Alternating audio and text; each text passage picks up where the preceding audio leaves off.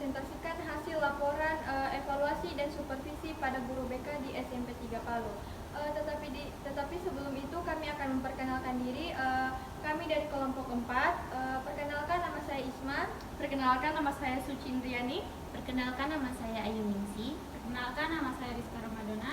Perkenalkan, nama saya Siti Nurfadila.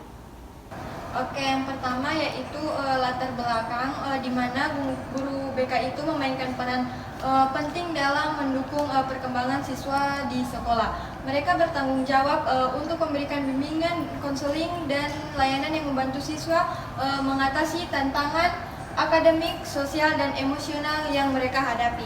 Evaluasi dan supervisi kinerja guru BK secara berkala merupakan hal yang penting untuk memastikan bahwa mereka ini dapat memberikan dukungan yang optimal bagi para siswa. Selanjutnya yaitu tujuan. Nah, di tujuannya sini yaitu mengidentifikasi kekuatan dan area yang perlu ditingkatkan dalam pelaksanaan pelaksanaan program bimbingan dan konseling di SMP 3 Palu. Selanjutnya itu memberikan rekomendasi untuk perkembangan lebih lanjut program BK di SMP 3 Palu agar dapat memberikan layanan yang lebih optimal bagi siswa. Oke, selanjutnya ada yang namanya metodologi.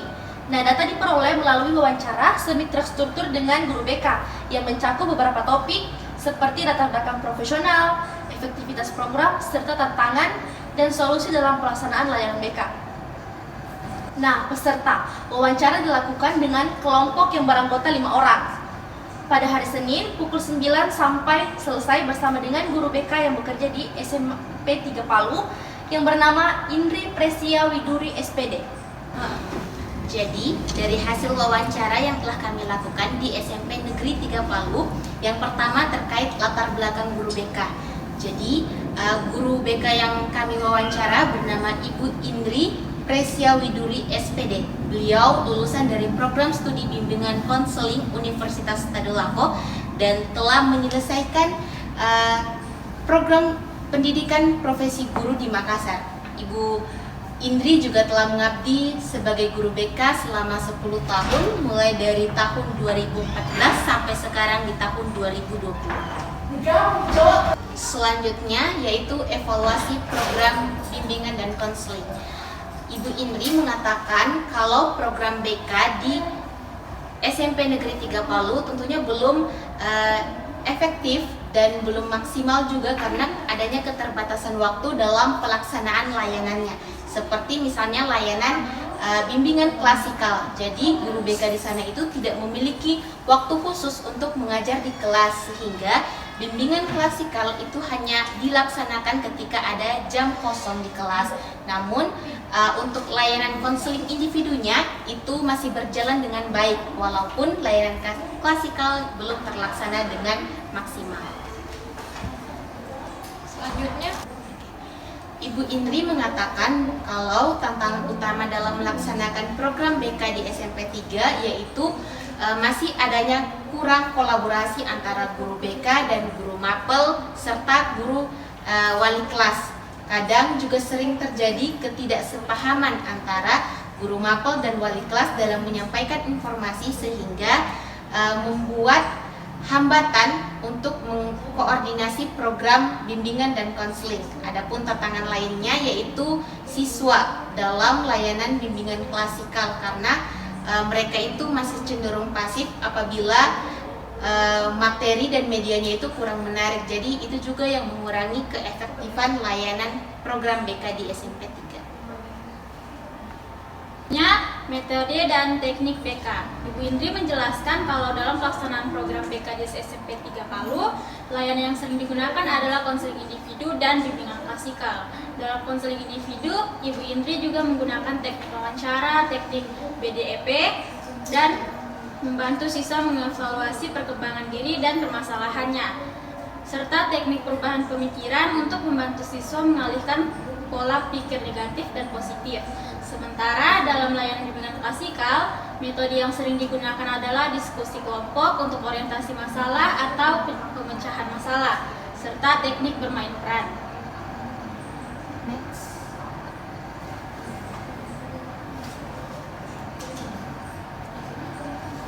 Menurut Ibu Indri, pelatihan tambahan sangat diperlukan bagi guru BK untuk meningkatkan keterampilan, terutama karena perubahan kurikulum yang terus berkembang. Dan juga guru BK tidak seharusnya terpaku pada satu program saja, mengingat perkembangan program di wilayah lain seperti luar Jawa seringkali lebih cepat. Makanya pelatihan sangat penting agar guru BK dapat beradaptasi dan mengikuti perkembangan metode serta program baru dalam bimbingan konseling. Selanjutnya, supervisi dan dukungan. Supervisi di SMP 3 Palu akan dilakukan secara rutin oleh pihak sekolah, biasanya di awal dan akhir semester. Selain itu, Ibu Indri juga mendapat supervisi dari pihak terkait setiap kali melaksanakan layanan bimbingan klasikal atau kegiatan program Merdeka Belajar atau PMM. Hasil supervisi tersebut kemudian dilaporkan ke kepala sekolah. Pada akhir semester, program kerja BK juga dievaluasi untuk menilai sejauh mana pelaksanaan program tersebut berjalan dengan baik. Menurut Ibu Indri, proses supervisi di SMP 3 dilakukan oleh kepala sekolah dan koordinator bimbingan dan konseling. Perannya kepala sekolah dalam ini adalah mengevaluasi pelaksanaan program secara administratif, memastikan program tahunan berjalan sesuai dengan rencana. Terus kalau koordinator BK terlibat langsung dalam supervisi kelas, menilai apakah layanan yang diberikan para guru BK sudah sesuai dengan sintaks rencana pelaksanaan layanan dan modul ajar. Ketika ditanya mengenai saran untuk meningkatkan sistem supervisi di sekolah, Ibu Indri menyampaikan bahwa saat ini sistem supervisi berbeda dengan sebelumnya. Dulu pengawasan dilakukan langsung oleh Dinas Pendidikan, sedangkan sekarang supervisi dilaksanakan oleh kepala sekolah. Kepala sekolah seringkali tidak paham dengan alur-alur dan kebutuhan khusus program BK, sehingga program BK disamakan dengan mata pelajaran lainnya. Ibu Indri harap agar pihak sekolah lebih memahami alur dan karakteristik program BK, sehingga supervisi dapat lebih sesuai dengan kebutuhan khusus BK supaya efektivitas program BK itu meningkat dan memperkuat dukungan yang diberikan kepada siswa. Selanjutnya, hubungan dengan siswa dan orang tua. Menurut Ibu Indri, keterlibatan orang tua di SMP 3 dilakukan terutama ketika siswa menghadapi masalah yang serius atau berulang. Jika siswa melakukan kesalahan 3 kali berturut-turut dengan tingkat kesalahan yang tinggi, guru BK akan mengundang orang tua untuk berkomunikasi. Jika masalah terus berlanjut, kunjungan rumah menjadi langkah wajib untuk memastikan orang tua memahami situasi dan mendukung penyelesaian masalah. Melalui komunikasi ini, pihak sekolah berusaha menghindari miskomunikasi dan memastikan orang tua terlibat dalam proses ini. Ibu Indri menceritakan pengalamannya dalam menangani kasus yang melibatkan orang tua, seperti kasus perkelahian siswa yang dilaporkan kepada pihak kepolisian. Walaupun orang tua siswa memilih melanjutkan kasus tersebut ke ranah hukum, guru BK tetap berupaya menjalankan peran mediasi antara kedua belah pihak. Menurut Ibu Indri, komunikasi dengan orang tua tetap dijalankan untuk menciptakan pemahaman bersama meskipun proses hukum berjalan, dan guru BK tetap terlihat sebagai saksi dan tetap melakukan mediasi dari dua belah pihak.